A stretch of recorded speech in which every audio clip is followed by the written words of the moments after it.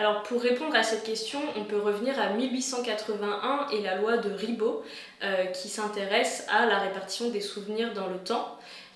Il explique que la dégradation de la mémoire, elle va commencer par les souvenirs les plus récents qui ont moins eu le temps de se fixer dans l'architecture neuronale parce qu'ils ont été moins répétés, parce qu'ils ont été moins associés à d'autres souvenirs.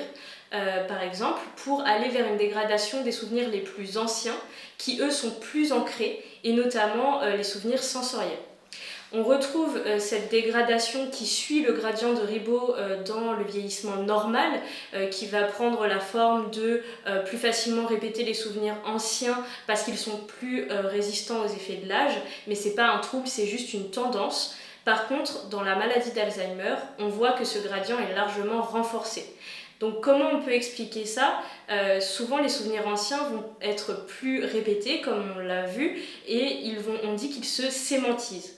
La sémantisation des souvenirs, en d'autres termes, ça veut dire qu'un souvenir passe d'un statut qui est épisodique, c'est-à-dire un souvenir qui va être associé à des émotions, à un contexte. On va se souvenir par exemple des personnes qui étaient avec nous ce jour-là, à un statut sémantique. Le souvenir va perdre ses émotions, son contexte et va être plutôt situé dans l'encyclopédie de notre cerveau.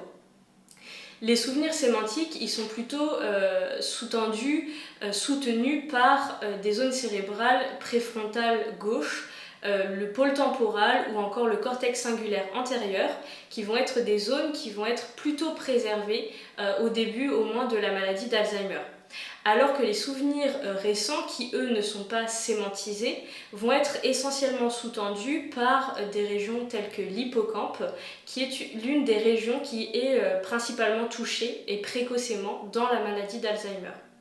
Donc ce qui est important, c'est de quand même continuer à stimuler les souvenirs, notamment les souvenirs anciens, notamment pour continuer à les maintenir, mais également pour permettre à la personne d'avoir ce sentiment de continuité dans le temps, de continuité d'existence. Il va quand même être important de continuer à rappeler les souvenirs, ne serait-ce que pour maintenir ceux qui sont encore là, mais aussi permettre à la personne de se sentir exister dans le temps.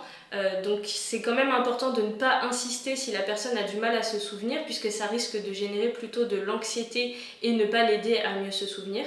Par contre, pour favoriser la récupération des souvenirs, on peut s'appuyer sur les souvenirs qui ont un fort impact émotionnel, parce qu'on sait que dans la maladie d'Alzheimer, ces souvenirs vont être plus souvent préservés, mais également s'appuyer sur des stimulations sensorielles, telles que la stimulation musicale ou olfactive, qui va permettre de récupérer les souvenirs en mémoire.